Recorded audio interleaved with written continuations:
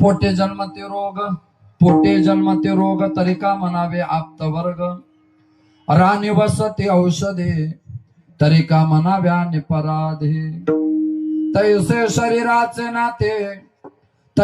शरीराचे नाते तुका म्हणे सर्व आपते राणी वसती औषधे तरी का म्हणाव्या निपराधे योंत प्रवेश मम वाचमिमां प्रसुप्तम् संजीवयत्यखिल शक्तिधर स्वधामना अन्यांश्चास्त चरणश्रवणत्वगाजी प्राणान् नमो भगवते पुरुषाय तुभ्यं पांडुरंगा करो प्रथम नमन पांडुरंगा करो प्रथम नमन दुसरे चरण संताची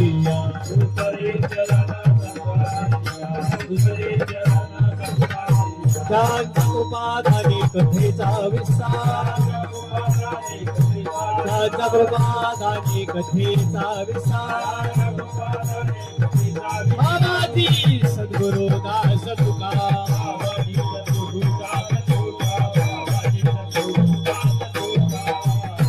अलंकापुरी रम्य सिंहासन संपदां भोजते जस्पुर दिक्प्रदेशम् विधीन्द्रादिदेवैः सदा स्तूयमानं समाधिस्थमूर्तिं भजे ज्ञानदेवम् नमो ज्ञानेश्वरा नमो ज्ञानेश्वरा नमो ज्ञानेश्वरा नमो ज्ञानेश्वरा निवृत्ती उदारा सोपाने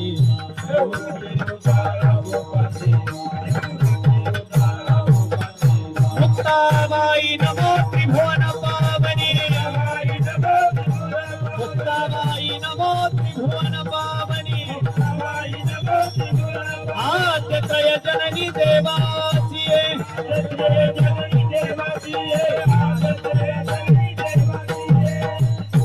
बाबानी शंकर वंदे श्रद्धा विश्वास रूपिणौ याभ्यां विना न पश्यन्ति सिद्धा स्वान्तस्तमेश्वरम् सत्य ज्योतिर्लिंग पारा सत्य ज्योतिर्लिंग पारा प्रातःकाळी स्मरण करा प्रातःकाळी स्मरण करा कोटी डोळे उतारा कोटी डोळे उतारा बाबा हातारा बापानो हातरा बापानो बाबा हातारा बापानो हातरा बापानो नारायणाचे विश्वनाथ मोक्षदाता तो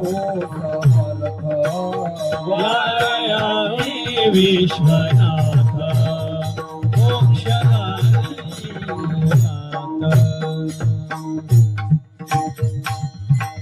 मनोजो मारुतो तुल्य वेगम जितेंद्रियम बुद्धिमत्तां वरिष्ठम वातात्मजं वानरयूथ मुख्यम श्रीरामदूतम शरणं प्रपद्ये सेवे लागे सेवक झालो तुमच्या लागलो निज चरणा अहो स्वामी तुकया देवा यावरी न करावा अवेरू नमो जन्मभूमी जते जन्मलो मी नमो कर्मभूमी जते वाढिलो मी नमो अलंकापुर भूमी जते ज्ञान पावितो झालो आम्ही नमो भारत राष्ट्रभूमी जिच्या पडू येतो ना पुढे कामे विठाल विठाला विठाला विठाला विठाला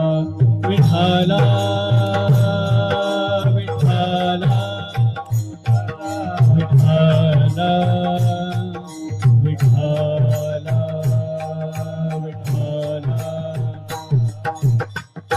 कुंडली कवरदा हरी विठ्ठल श्री ज्ञानदेव तुकाराम पंढरीनाथ भगवान हरिश्चंद्र भगवान की जय सद्गुरु भगवान भगवान सद्गुरु भीमसिंह महाराज बोलो रे भाई सब संतन की जय विठाला विठाला विठाला विठाला विठाला विठाला विठाला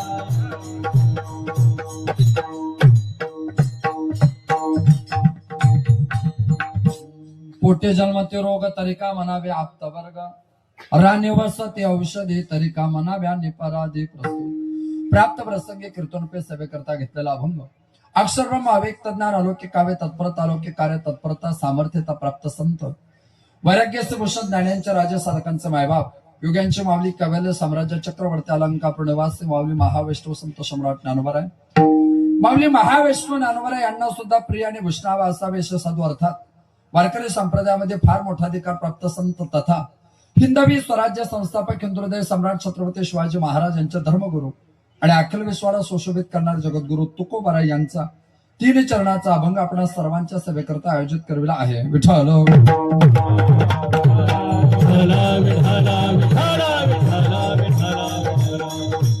अभंग पंचमी निर्माते तुकोपनिषदकार वैराग्यराज रसिकत्व प्राप्त जगद्गुरु तुकोबारा यांचा असून अभंगातील प्रास्ताविकता प्रतिपादित करण्याअगोदर परिहार देणे इष्ट निवारे तथा ते गरजेचं सुद्धा आहे. किम निमित्ताने तुम्ही आपण सगळेजण आज त्या पवित्र पावन तपस्थलीमध्ये एकत्रित आलेले आहात. रसिकता भाऊकथा चतुरता सजगता श्रोत्याच्या भक्तिशास्त्राच्या श्रवण मात्राच्या चत्वारांत करणाने कारणे परंपरा सगळ्यांना नातव्यासलच आहेच.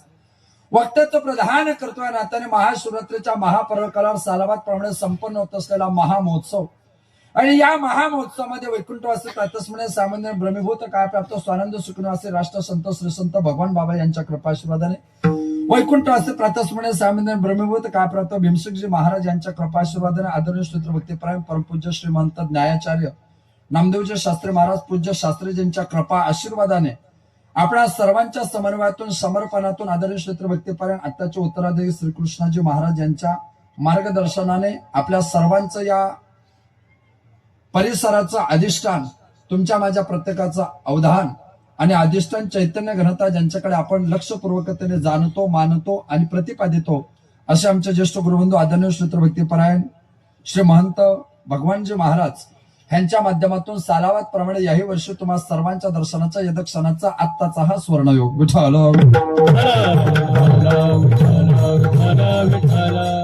अभंग जगद्गुरु तुकोबरांचा जगद्गुरु तुकोबरांच्या सरळ अभंगाची परिभाषा. पोटी जन्माते रोग तरिका म्हणावे आप्तवर्ग. आपल्या पोटी रोग जन्माला येतात, आपल्या पोटी व्याधी जन्माला येतात, आपल्या पोटी आजार जन्माला येतात. जर आपल्या पोटी जर एखादा आजार आला, एखादी व्याधी झाली, एखादा रोग जर पोटी जन्माला आला तर आपण त्याला वाढवण्यासाठी मदत करत नाही, कमी करण्यासाठी मदत करतो. त्या रोगाला आपण मित्र मानत नाही, तो आपल्या करता घातक ठरत असतो. जरी आपल्या पोटी जन्माला आलेला असला तरी तो आपल्या करता चांगला आहे अशी आपली भावना नसते. तसं घरदार पती पत्नी मुलं बाळ हे जरी आपल्या पोटी जन्माला आलेले असले तरी ते आपल्या करता घातकच असतात. तरी का म्हणावे आप्तवर्ग. जसा रोग पोटी जन्माला आल्यावर तो आपला आप्त आपला नातेवाईक होऊ शकत नाही, तसे आपल्या पोटी जन्माला आलेले आपले असतील याचे शाश्वती नाही. मग रोगाला घालवण्याकरता ज्याचा वापर होतो त्याला आपण औषधी म्हणतो. मग त्या औषधी कुठे तर तुकोबऱ्या साधा राणी वसती औषधी तरिका म्हणाव्या निपराधी. रानामध्ये नाना प्रकारच्या औषधी असतात, पण कितीही प्रकारच्या कशाही औषधी असल्या तरी औषधी निरपराधी असतात असं अजिबात नाही. औषधी सुद्धा अपराधी असतात. औषधामध्ये सुद्धा अपराध आहे, औषधामध्ये सुद्धा चुकी आहे. औषधामध्ये कोणता अपराध आहे, औषधामध्ये कोणती चुकी आहे. जर औषधी कमी मात्रात घेतली तर रोगाचं क्षालन होत नाही, रोग समाप्त होत नाही. जर औषधी जास्त मात्रात घेतली तर रोगी जातो आणि रोग शिल्लक राहतो. आणि म्हणून औषधही अपराधी आहे. औषधाचे प्रमाण चुकलं की अपराध ठरण्याची शक्यता आहे. कुटुंबावर प्रेम करायचं प्रमाण चुकलं की आपल्या जीवनामध्ये आपल्याला ते सुद्धा घातक ठरण्याची शक्यता आहे. तैसे शरीराचे नाते तुका म्हणे सर्वाप्ते. विठ्ठल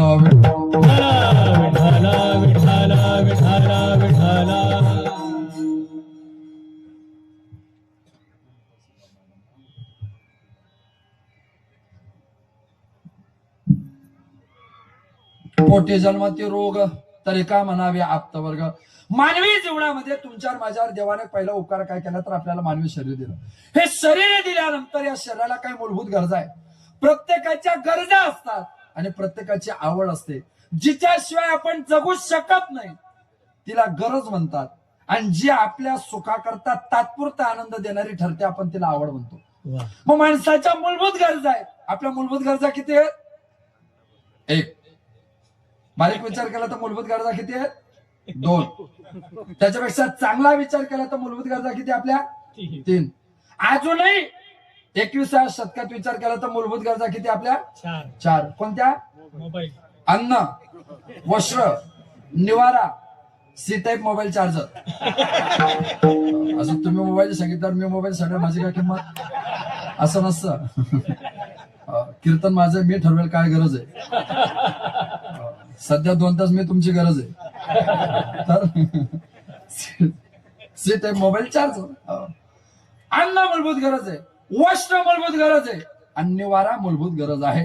मग अन्न, वस्त्र आणि निवारा या मूलभूत गरजा असल्या तरी त्याचं प्रत्येकाचं वैशिष्ट्य आहे.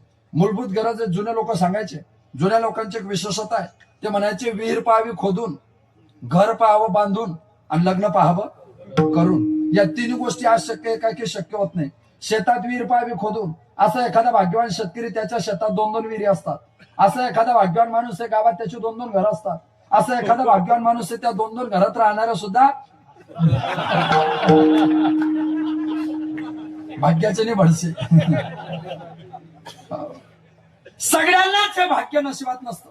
जुन्या काळामध्ये 30-40 वर्षापूर्वी 15व्या-16व्या वर्षी लग्न व्हायचं. जुन्या लोकांचे लवकर लग्न व्हायचे. भाग्य आहे त्यांचं. 15व्या-16व्या वर्ष, 17 वर्ष, 18 वर्ष लग्न व्हायचे. लग्नाला 10-12 वर्ष झाले. 28-30 वर्ष वय झालं आणि 30 वर्ष वय झालं लग्नाला, 10-12 वर्ष झाली, त्याला मुलबाळ झालं नाही. घरातले लोक म्हणायचे 18व्या वर्ष लग्न केलं, आता 30 रनिंग चालू आहे, तुझ्या लग्नाला 12 वर्ष झाले, अजून मुलबाळ नाही, तू असं कर. म्हणजे जुनी लोक एवढी भाग्यवान होती, ते 30व्या वर्षी 2-2दा घोड्यावर बसले. नाही तर हे घोडे 35-35 वर्षाचे झाले, अजून घोड्यावर नाही. आम्ही घोड्याला विचारलं की तू यांना घोड्यावर का बसवत नाही? घोडा म्हटलं मी गाढवांना बसवणं बंद केलंय.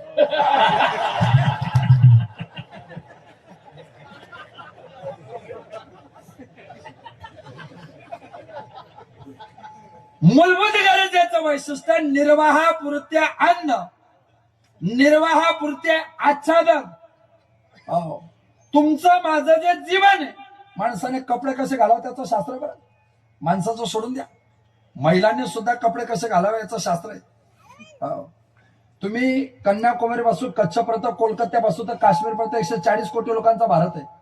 पण 140 कोटी लोकांच्या भारतामध्ये फक्त 2च राज्यातल्या महिलांना धाडसी महिला म्हणून पुरस्कार आहे. 2च राज्यातल्या महिला युद्ध करायला रणांगणावर जात होत्या. एक महाराष्ट्रातल्या आणि 2 पंजाबच्या. म्हणून महाराष्ट्र आणि पंजाबच्या महिलांचा ड्रेस पाहिला ना तुमच्या ध्यानात येईल. पंजाबचा पंजाबी ड्रेस आहे ना, पंजाबी ड्रेसवर घोड्यावर मान मांडता येते. पंजाबी ड्रेस परिधान केला तो घोड्यावर बसता येतं. महाराष्ट्रातल्या नऊवारी साडी परिधान करणाऱ्या महिलेला घोड्यावर परिधान होता येतं. म्हणजे त्या वस्त्राची रचनाच अशी होती की युद्ध करता आलं पाहिजे. आता 6 वारीवाल्यांच्या मोटरसायकलवर बसायचे प्रॉब्लेम आहे. घोड्यावर तर फार लांब आहे, तर परिस्थिती राहिलीच नाही. म्हणजे वस्त्रामध्ये सुद्धा शास्त्र, तुम्ही वस्त्र कसं परिधान केलं पाहिजे त्या वस्त्रावर तुमचं पुढचं काळ खऱ्या अर्थाने ठरतो. तुम्ही वस्त्र कोणते कलर वापरतात त्याच्यावर सुद्धा तुमचा स्वभाव लक्षात येतो. मग अन्न, वस्त्र आणि निवारा तुमच्या माझ्या गरज आहे.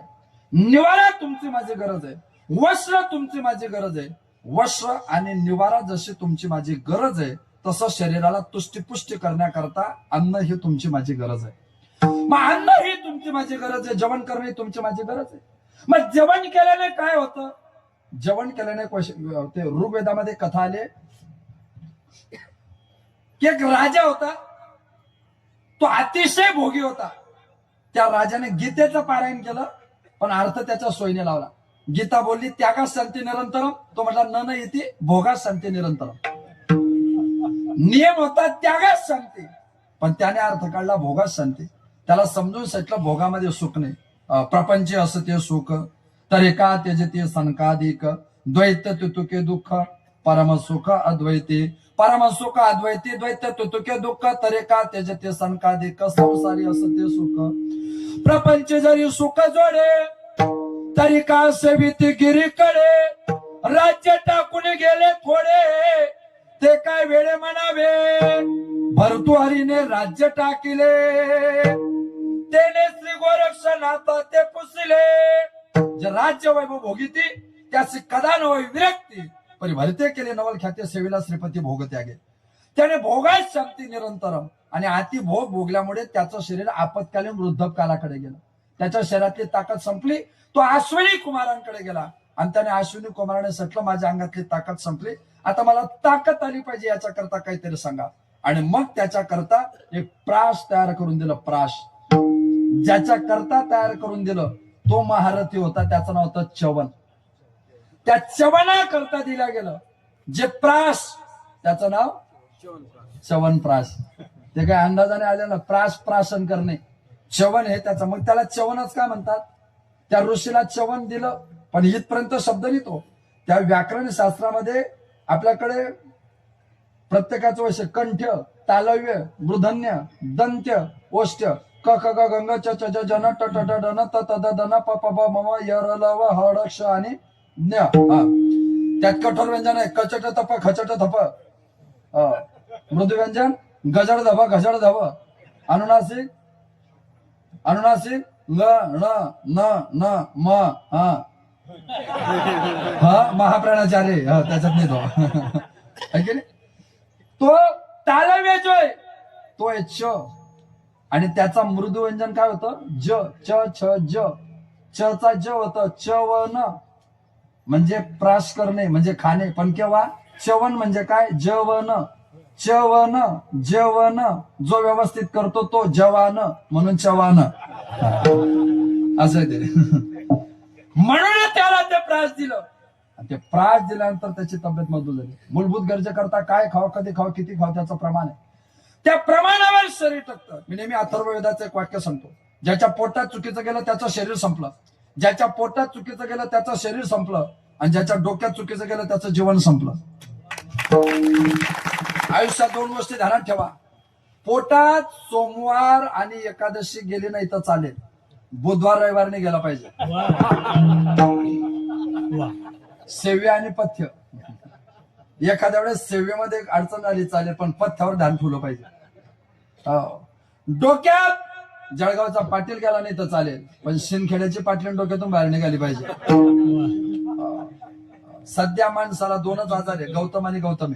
दोनच आजार आहे लोकांना, गौतम गौतमी. पैसा पाहिजे तर गौतम अदानी सारखा, आणि गावात पैसा किती खर्च झाला तर चालेल, एकदा शाबाश माझी जातीची माझं भेटू कोणी.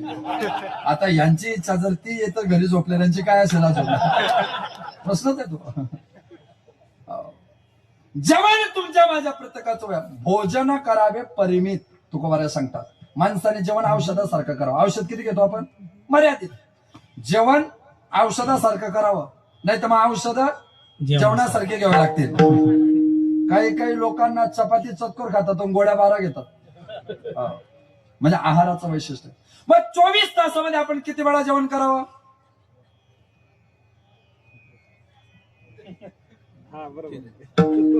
सोयीने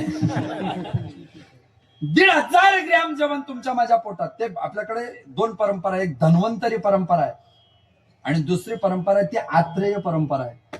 त्या आत्रेय परंपरेने जे प्रभाकर चिकित्सा अग्निवेश नावाचे साधू त्यांनी तयार केलेली प्रक्रिया, त्या प्रक्रियेमध्ये ते सांगतात की 24 तासामध्ये ठरलेलं गणित आहे. 1.5 किलोपेक्षा जास्त जेवण केलं तर तुमच्या शरीराला धोका होण्याची शक्यता आहे. धोका होणं म्हणजे काय? कल्पना करा, मला गावाहून इकडे यायचंय, कमी वेळेत जास्त किलोमीटर जायचंय. मग कमी वेळेमध्ये जर जास्त किलोमीटर गाडी चालवायची असेल तर गाडीचं काय करावं लागेल? वेग वाढवावा लागेल. बरं, वेग वाढवल्यावर काय होईल? सरकारने मला रोडवर सांगितलंय, रस्ते पे मस्ती जानने सस्ते, है की नाही? Slow drive long life, slow drive safe drive. गाडी वेगात चालवली तर पहिलं नुकसान होण्याची शक्यता आहे, इंजिनवर लोड येईल. दुसरा तोटा, इंजिन खराब होण्याची शक्यता आहे. तिसरा तोटा, इंजिन बंद पडण्याची शक्यता आहे.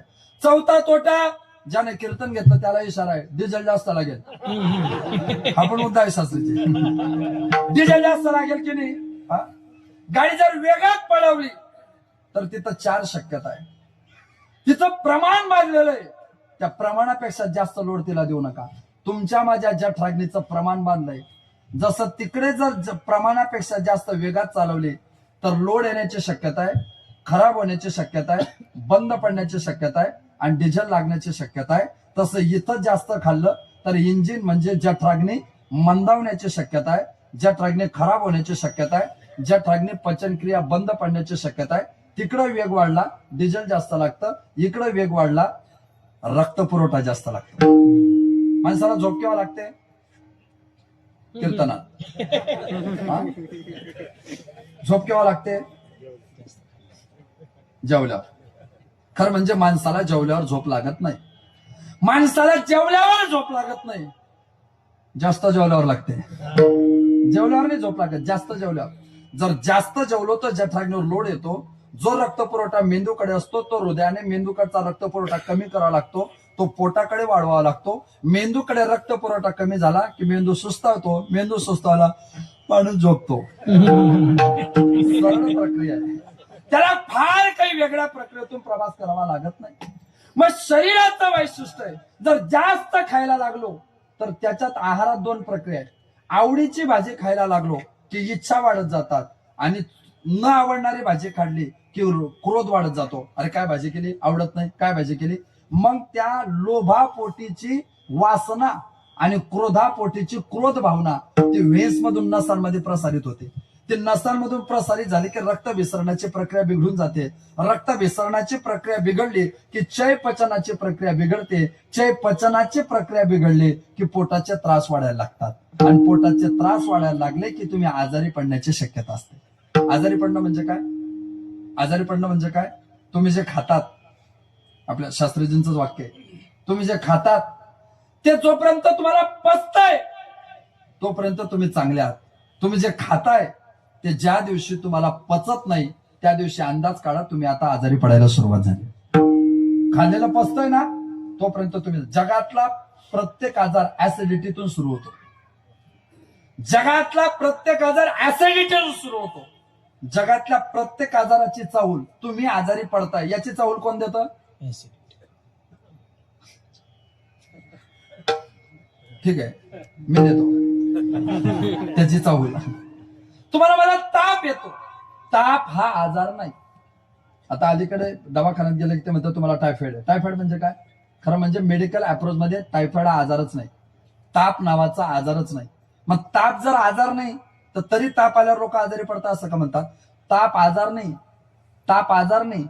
तुम्हाला कोणता तरी आजार झालाय, पण नेमका कोणता आजार झालाय ते तुम्हाला सांगता येत नाही, आणि डॉक्टर साहेबांना तपासून समजत नाही, पण काहीतरी द्यावं लागतं. म्हणून मेडिकल फील्ड कॉमन सेन्स बरं अंदाजाने चालते ती, आणि काहीतरी औषधी द्यावी लागते. म्हणून डॉक्टर साहेबांचं एक वाक्य असतं, अँटीबायोटिक लिहून देतो. म्हणजे तुम्हाला काय झालंय मलाही माहिती नाही, तुम्हाला काय झालंय तुम्हालाही सांगता येत नाही. अंदाजाने औषधी दिल्या जातात. मग अंदाजाने औषधी दिल्यानंतर तो आजार थांबून जातो. नाही थांबला तर मूळ आजाराचं निदान व्हायला सुरुवात होते. ताप मूळ आजार नाही, आजार वेगळा आहे. पण तुम्हाला काहीतरी झालंय त्याची लक्षणं तापाचे. संसारामध्ये आधी दैविक, आधी भौतिक, आध्यात्मिक हे तीन ताप तुमचं मूळ कारण नाही. याच्या पलीकडे जन्म मरणाचा तुम्हाला खरा आजार आहे. तो आजार जाणवण्याची लक्षणं म्हणजे त्रिविध ताप आहेत. ताप घालवण्याकरता जसे अँटीबायोटिक असतात तसं इकडं सुद्धा त्रिताप घालवण्याकरता संत नावाचे अँटीबायोटिक असतात. देखिल्या चरण वैष्णवाचे, देखिल्या चरण वैष्णवाचे, देखिल्या चरण वैष्णवाचे, देखिल्या चरण. त्रिविध तापाची झाली बोळमाला, देखिला चरण वैष्णवाचे, देखिला चरण वैष्णवाचे. त्रिविध तापाची झाली बोळमाला,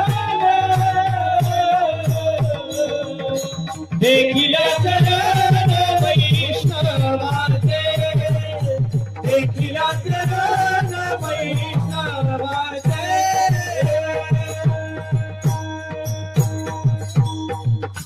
त्रिविध तापाचे झाले बोडवण, देखिल्या चरण वैष्णवांचे. वैष्णवांचे चरण देखल्या त्रिविध तापाचे बोडवण झाले.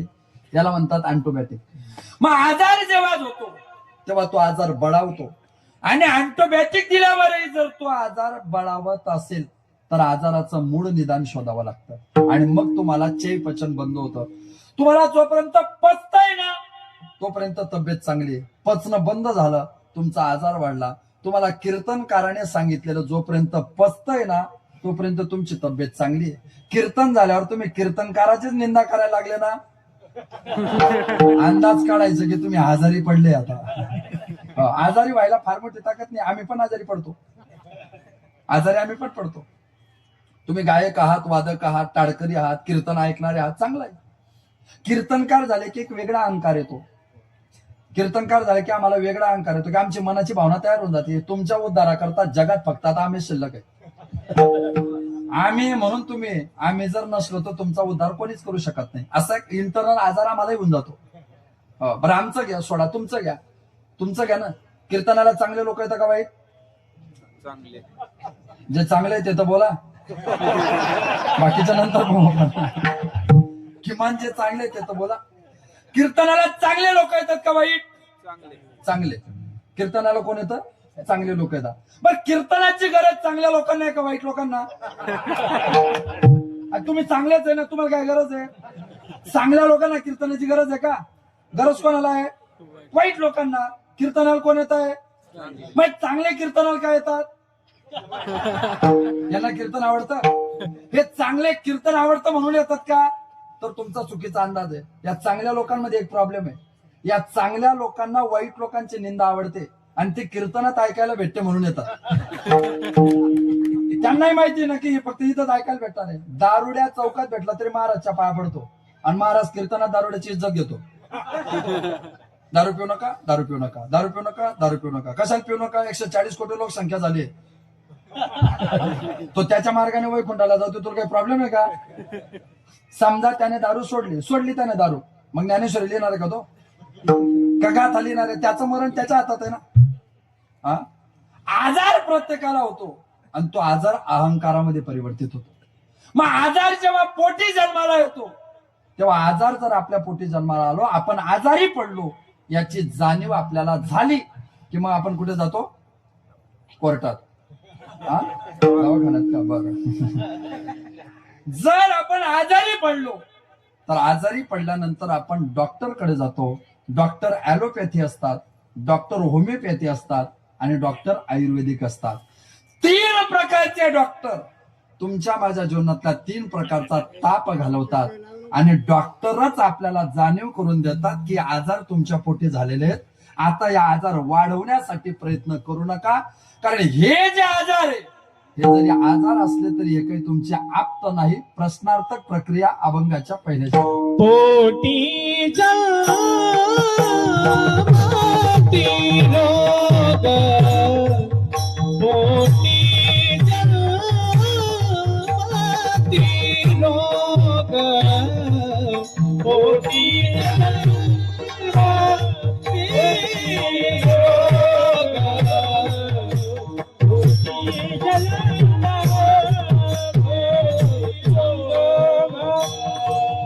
पोटी जन्माती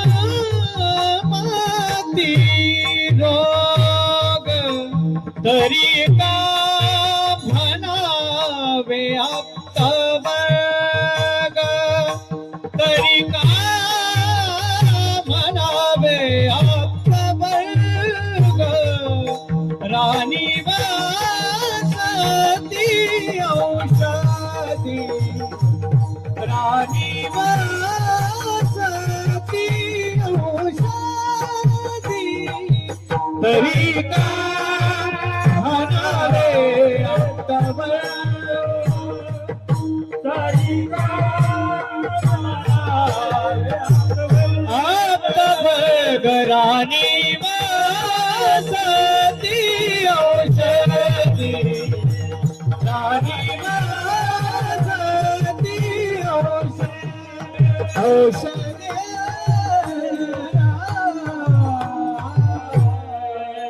जन्मती रोग, पोटी रोग जन्माला येतात. त्याला घालवण्याकरता आम्ही दवाखान्यात जातो. मी बोललो की 3 प्रकारचे डॉक्टर आहे. आयुर्वेदिक आहे, ऍलोपॅथी आहे, होमिओपॅथी आहे. त्यात अलीकडची होमिओपॅथी. होमिओपॅथीचा जन्म इसवी पूर्व 370 ते 385-95 सॅम्युएल होलेमान त्याने तिचा जन्म घातला आणि त्या होमिओच्या नावावरून त्याचं नाव पडलं होमिओपॅथी. त्या होमिओपॅथीच्या अगोदर जो वैद्यकीय क्षेत्रातला अनुभव तो ऍलोपॅथीचा. ऍलोपॅथीतली गोळी, ऍलोपॅथीतलं इंजेक्शन याचा शोध कोणी लावला? जरकेकर महाराज. त्या ऍलोपॅथीचा, होमिओपॅथीचा शोध, ऍलोपॅथीचा शोध ज्याने लावला त्याचं नाव हिप्पोक्रेटिस. हिप्पोक्रेटिसचा जन्म झाला इसवी सन पूर्व 370 ते इसवी सन पूर्व 460. 90 वर्ष जगला तो. ग्रीक नावाच्या देशात कोस नावाच्या बेटावर तो जन्माला आला आणि त्याने ऍलोपॅथीचा शोध लावला. तो शोध लावल्यानंतर त्याने गोड्या औषधाचा शोध लावला. सगळे लोक त्याच्या जवळ आले, त्याला हार घातले, त्याच्या पाया पडले, त्याचा सत्कार केला की खऱ्या अर्थाने तुझ्यामुळे लोकांचं आयुष्य इथून पुढे वाढणार आहे. तो म्हटला हार घालून पैसे खर्च करू नका, उलट हारावर एवढे पैसे खर्च करण्यापेक्षा ते पैसे पाकिटात ऍडजस्ट करा, असं हिप्पोक्रेटिस म्हटला. आपला काही संबंध नाही, सदर घटनेशी आपला संबंध नाही. संबंध आल्यास निव्वळ योगायोग समजावा. त्या हिप्पोक्रेटिसच्या साईडला मला पैसे द्या म्हणे. का? मला नाव जहाज घ्यायचे. म्हटले का? मला भारतात जायचंय. तर विचारलं तू भारतात का जातोय? तो बोलतो गोळ्या आणि औषधीचा शोध जर मी भारतातलं महाभारत आणि रामायण वाचलंच नसतं तर मला कधी त्याचा शोध लावता आला नसता. ज्या मातीत रामायण जन्माला आले, ज्या मातीत महाभारत जन्माला आले ना, ती माती मला मस्तकाला लावायची, म्हणून मला भारतात जायचंय. हे हिप्पोक्रेटिसचं वाक्य आहे. त्याला विचारलं अरे ते रामायण काय तुला माहिती का कोणी लिहिलंय ते? आरुह्य कविता शाखा मोंदे वाल्मिको कोकिलम. वाल्मिकजीने लिहिलेलं आहे ते रामायण. पण वाल्मिकजींचा नियम काय होता? एक माणूस मारला की एक खडा रानात टाकायचा. सातारा जिल्ह्यामध्ये वाल्हे नावाचं गाव आहे, ते त्याचं गाव होतं असं लोक म्हणतात. मावळी सोहळ्यामध्ये लोक त्याचे ते दगडाच्या 7 रांजण पाहण्याकरता बरेच दगड जातात. भाऊकी सातारा जिल्ह्यातून येताना आम्ही आमच्या ड्रायव्हरला सांगितलं हे त्याचं गाव आहे, एक माणूस मारला की एक खडा रानात टाकायचा. असे 7 रांजण भरले. पौर्णिमेची रात्र आहे, त्यात डोंगरामध्ये ते 7 रांजण आजही आहेत. आमचा ड्रायव्हर असा मन लावून ऐकत होता. एवढे माणसं मारले त्याने? म्हटलो एवढे? म्हटलो खरंच इतके माणसं मारले? म्हटलं हो ना. ड्रायव्हर म्हटलं मग त्याने जर इतके माणसं मारले तर मग तो पोलिसांच्या ताब्यात सापडला नाही का? आम्ही त्या दिवशी अंदाज काढला महाराज लोकांचे ड्रायव्हर जर ह्या रेंजमध्ये, बाकीचे ड्रायव्हर कोणत्या रेंजमध्ये असते? या बाकीच्या ड्रायव्हरांना 2च देव माहिती, आनदेव आणि जानदेव. त्या ते ऊसाचे ट्रॅक्टरवाले तर यमाच्या सख्य चुरत भाऊ. तुम्ही मागून ऑफर डिपर द्या, तुम्ही मागून हारणं वाजवा, ते नाही त्या यमाशी करुणा. त्याला अजिबात तुमची करुणा येणार नाही. अरे त्या वाल्मिकाने रामायण लिहिलं, त्यात काय तुला सापडलं? अरे डाकू होता तो डाकू. पुढचं वाक्य सांगतो तुम्हाला. ज्या देशातल्या डाकूने लिहिलेलं रामायण सुद्धा लोकांना आदर्श ठरतं, त्या देशात ज्ञानोबराय तुकोबरायचं वाङ्मय काय असं तुम्ही लक्षात घ्या. त्या वाल्मिकींचं रामायण आज तुमच्या माझ्याकरता आदर्श ठरतं. ते इंजेक्शन देतात ना मेडिकलमध्ये, इंजेक्शन मध्ये 4 प्रकार आहे. 4 प्रकार. 1 स्नायूमधून, 2 रक्तामधून, 3 त्वचेच्या पापुद्र्यात आणि 4 पापुद्र्याच्या खाली. 4 प्रकारचं इंजेक्शन. 4 प्रकारचं इंजेक्शन संपल्यावर जे असतं तिला म्हणतात आयव्ही सलाई. तसं पामर विषयी जिज्ञासू मुक्त या 4च्या प्रकाराकडे ग्लुकोज निर्माण करणारे खरे सलाईन म्हणजे भक्त. मुक्ताच्या पलीकडे भक्त आहे बरं, मुक्ताच्या पलीकडे भक्त आहे. मग या प्रक्रियेतून त्या प्रत्येकाचं वैसे स्नायूतून दिल्या जाते ते अॅनेस्थेसिया म्हणजे भूल तज्ञ. काही काही लोकांना म्हटलं तुमचं ऑपरेशन आहे, ते प्रचंड घाबरतात. कसं करू काय करू, कसं होईल काय नाही, कसं करू काय करू, कसं होईल काय नाही. डॉक्टर काय करत नाही, अॅनेस्थेसिया भूल तज्ञ. मी नेहमी सांगतो कीर्तन म्हणजे अॅनेस्थेसिया आहे, कीर्तन म्हणजे भूल तज्ञ. एकदा इंजेक्शन दिलं की डॉक्टर त्याच्या सोयीने कापून घेतो.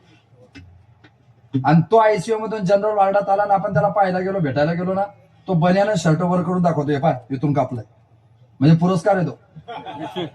जोपर्यंत त्याला भूल पडत नाही तोपर्यंतच भीती असते. एकदा भूल पडली की डॉक्टर त्याच्या सोयीने कापून घेतो. कीर्तनकाराने पहिल्या 15 मिनिटात अशी भूल द्यावी की नंतरचे 2.25 तास आपल्या सोयीने कापून घ्यावं. कीर्तन झाल्यावर त्याने म्हटलं पाहिजे भारी झालं, याला म्हणता दाखवणे.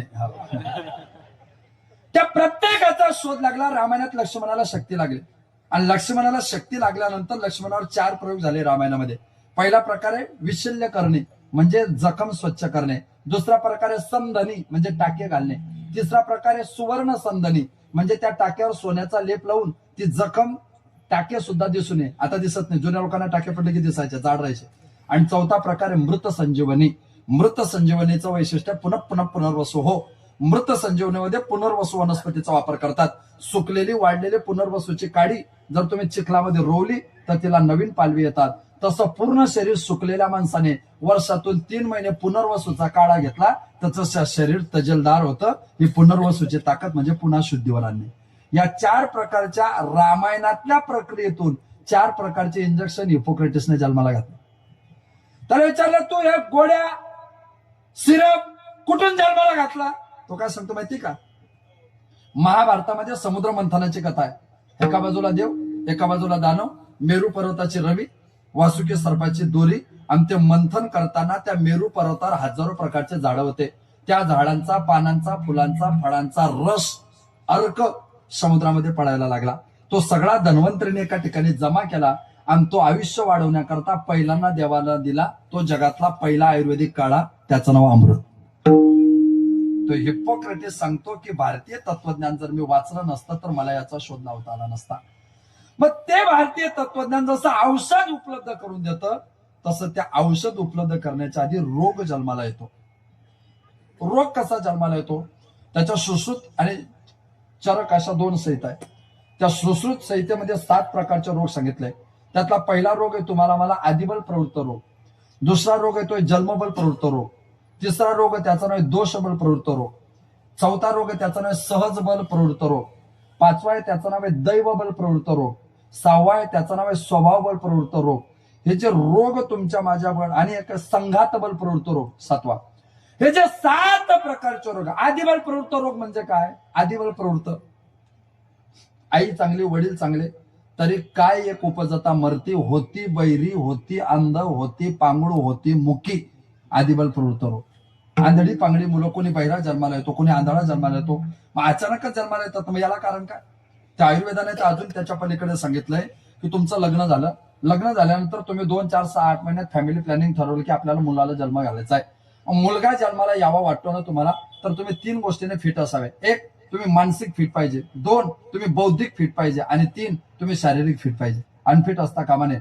मानसिक, बौद्धिक आणि शारीरिक याच्यातल्या एकही लक्षणामध्ये जो माणूस अनफिट असतो त्याच्या पोटी 99% पहिली संतती मुलगी जन्माला येते. याचं कारण काय माहिती का? आयुर्वेदाने सांगितलेलं. म्हणून तुम्ही मोठमोठे व्यापारी पहा, मोठमोठे उद्योगपती पहा, मोठमोठे राजकारणी पहा, त्यांना शक्यतो मुलीच असतात. कारण ते समाजाच्या टेन्शन मध्ये फिजिकली अनफिट असतात. हा काय विशेषता आहे. आता महाराज लोकांना पण मुली व्हायला लागल्या. ते पण सकाळ संध्याकाळच्या कीर्तनात प्रचंड अनफिट झाले. म्हणजे मी मुलगी होणं वाईट नाही, मुलगी जन्माला येणं याच्यासारखं भाग्य जगाच्या पाठीवर कोणतं नाही. पण आदिबल प्रवृत्ततेचा रोग कसा जन्माला येतो त्याचं ते उदाहरण आहे. आदिबल प्रवृत्ततेचं आणि याचा प्लस पॉईंट काय माहिती का? ज्या ज्वारीची भाकर आई खाते त्या ज्वारीची भाकर वडील खातात. ज्या भाकरीसोबत जी भाजी आई खाते तीच भाजी वडील खातात. पण प्रोजेक्ट जरी भाजी भाकरीचा असला तरी इफेक्ट वडिलांच्या शरीरामध्ये तेज, ओज, रेत तयार होतं आणि आईच्या शरीरामध्ये रज तयार होतो. आणि त्या दोन्हीतून जो जन्माला येतो तो सिस्टीमवाल्याचा प्रॉब्लेम येतो. बरोबर चालू होतं. काही प्रॉब्लेम झाला का?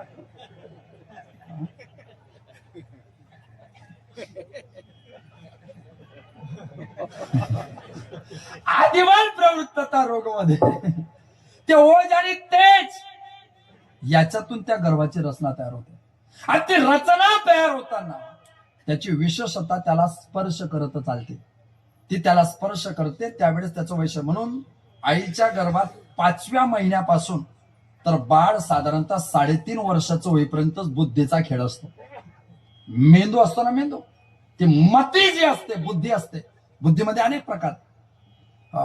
माझं वाईट झालं तर चालेल पण समोरच्याचं वाईट झालं पाहिजे, त्याला तामस बुद्धी म्हणतात. समोरच्याचं वाईट झालं तर चालेल पण माझं चांगलं झालं पाहिजे, याला राजस बुद्धी म्हणतात. माझंही चांगलं झालं पाहिजे आणि सगळ्यांचं चांगलं झालं पाहिजे, याला सात्विक बुद्धी म्हणतात. ह्याच्या पलीकडे गीतेने दुसऱ्या अध्यात काही बुद्धी असेल व्यावसायत्मिका बुद्धी रे के कुर्नंदन बहुशाखा हेनंतश्च बुद्ध अव्यवसायिनम. त्या व्यावसायिक बुद्धीमध्ये सत्ववृत्ती प्रगट होते. त्या सत्ववृत्तीमधून जी प्रगट होते तिला म्हणतात मेधा. म्हणून ते मेधा नावाचा संस्कार असतो मुलाच्या बाबतीमध्ये. त्या मेधानंतर जे येते तिला म्हणतात मती. मती म्हणजे काय माहिती का? आता महाराजांना मी चर्चा करताना सांगितलं की शब्द पाठ करणं हा बुद्धीचा खेळ आहे. शब्द पाठ करून लोकांपुढे मांडणं हा बुद्धीचा खेळ आहे. पण त्या शब्दाला वेगळा अर्थ सुचणं हा मतीचा खेळ आहे. ज्ञानोबा सांगतात सकलार्थ मती प्रकाशू. त्या ज्या शब्दाचे सगळे अर्थ माझ्या मतीमध्ये प्रकाशित होतात आणि मग ते ओठातून बाहेर निघतात. आमच्या शब्दाला मती प्रकाशू नाही, आम्ही पाठांतर प्रकाशू. मती प्रकाशू तिला म्हणतात मती. त्या मतीच्या पुढे जे असते तिला म्हणतात पंड्या. पंड्या म्हणजे कोण? 4 वेद, 6 शास्त्र, 18 पुराण, शतपथ, अरण्यके, उपनिषद या सगळ्यांचा कल्प, छांदोक्य, व्याकरण, छंद, ज्योतिष, निरुक्त हे 6 अंग पारंगत झाल्यानंतर जो असतो त्याला म्हणतात, त्या बुद्धीला म्हणतात पंड्या. ती बुद्धी ज्याने धारण केली त्याला म्हणतात पंडित. पंड्या बुद्धी ज्याच्याकडे असते त्याला म्हणतात पंडित. असा जो पंडित आहे तो पंडित भासणं वेगळं आणि तो पंडित आसणं वेगळं. देव म्हणतात तुम प्रज्ञावादान भाससे. कारण पंड्या बुद्धीच्या पुढे जी बुद्धी तिचं नाव आहे प्रज्ञा. पंड्याच्या पुढे प्रज्ञा असते आणि ती प्रज्ञा एका अंगाने जो म्हणजे वेदाच्याच अंगाने प्रवीण असतो त्याला म्हणतात प्रज्ञावान. पण वेद विचारला तरी तेच सांगतो, पुराण विचारलं तरी त्याच्यातलं पूर्ण सांगतो, विज्ञान विचारलं तरी सांगतो, भूगोल इतिहास विचारला तरी सांगतो. तो प्रज्ञावान नाही, तो प्रज्ञावंत असतो, कारण तो सगळ्या अंगाने परिपूर्ण असतो. असा प्रज्ञावंत त्याच्या बुद्धीमध्ये जर फिट असेल तर त्याच्या ठिकाणी आदिबल प्रवृत्तीचा रोग संभवत नाही. दुसरा आहे जन्मबल प्रवृत्तीचा रोग आपल्या पोटी जातो. जन्मबल प्रवृत्तीचा रोग. जन्मबल प्रवृत्त म्हणजे काय? एका वाक्यात आई गोरी वडील गोरे. वडिलांचं नाक धारदार, आईचं नाक धारदार, तरी पोराचं नाक बसक. कारण काय? ते चायनीज खायला जायचे. Project to effect. इफेक्ट सत्वर उच्चार असं याला म्हणतात जन्मबल. म्हणून त्या गरोदर काळामध्ये काय खावं काय नाही खावं, कुठं जावं कुठं नाही जावं, कसं वागावं कसं नाही वागावं, हे जे परिमाण आहे ना त्याचा कारण आहे जन्मबल दोष रोग जन्माला येतो. तो जन्मबल रोग जन्माला येऊ नये, जन्मबल रोग जन्माला येऊ नये म्हणून डोळ्यासमोर ज्ञानेश्वरी असावी. तो जन्मबल रोग जन्माला येऊ नये म्हणून डोळ्यासमोर गाथा असावा, डोळ्यासमोर रामायण असावं, भागवत असावं, वारकरी संप्रदायाच्या सद्ग्रंथांचं वाचन आपल्या डोळ्यासमोर असावं. मग इफेक्ट त्याच्यावर होतो. दोषबल प्रवृत्त रोग म्हणजे काय? दोषबल प्रवृत्त रोग. दोषबल प्रवृत्त रोग. वडील माळकरी, आई पण माळकरी, एक भाऊही माळकरी, पण हा दुसरा पूर्ण कसा आहे. असं कसं काय करतात? असे तर चमत्कार आपण रोज पाहतो ना. समाजात फिरायला लागलो की कितीतरी दिसतात. दारू पिणाऱ्यांचे पोरं कीर्तनकार झाले.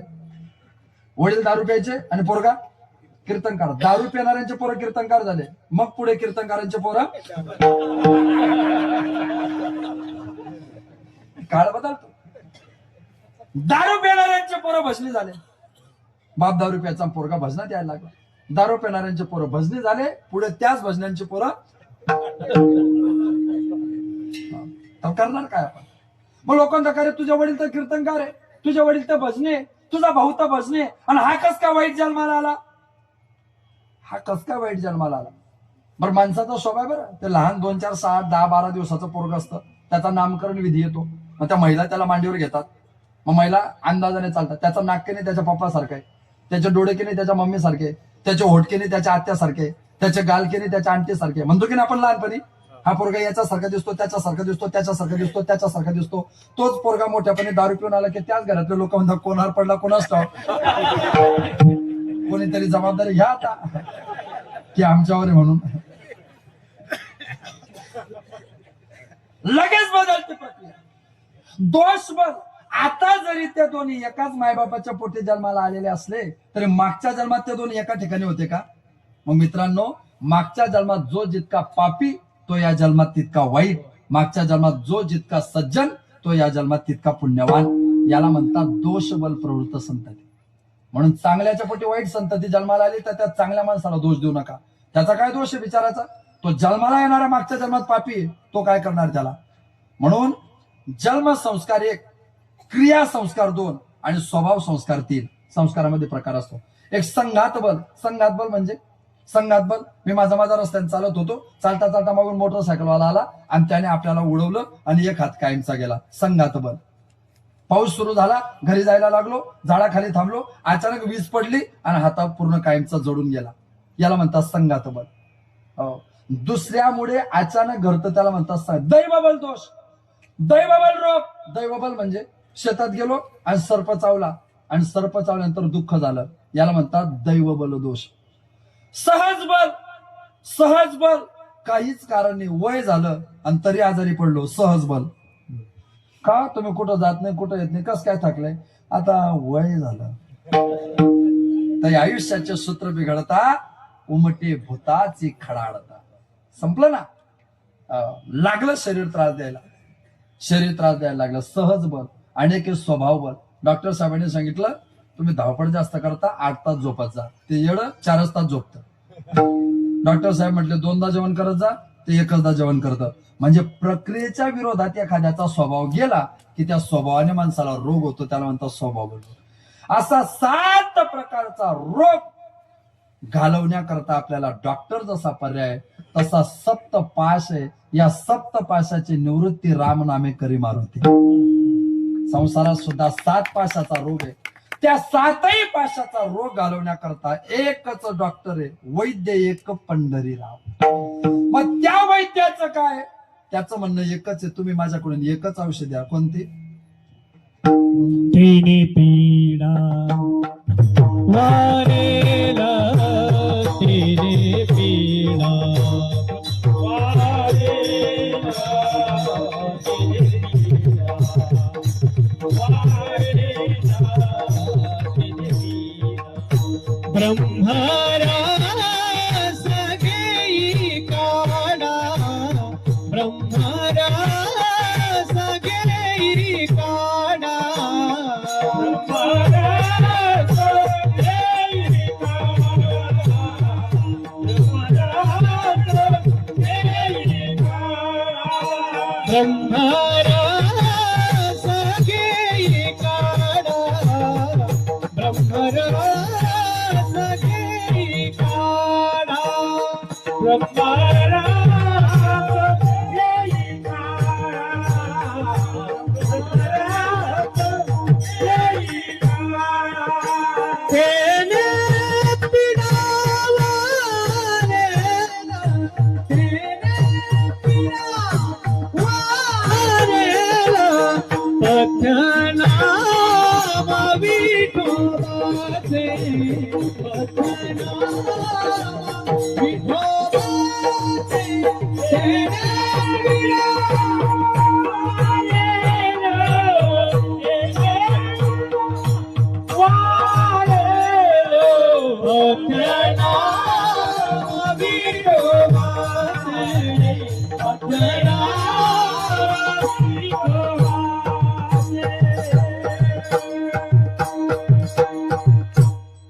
ब्रह्मरस घे काढा, तेने पिढा वारेल.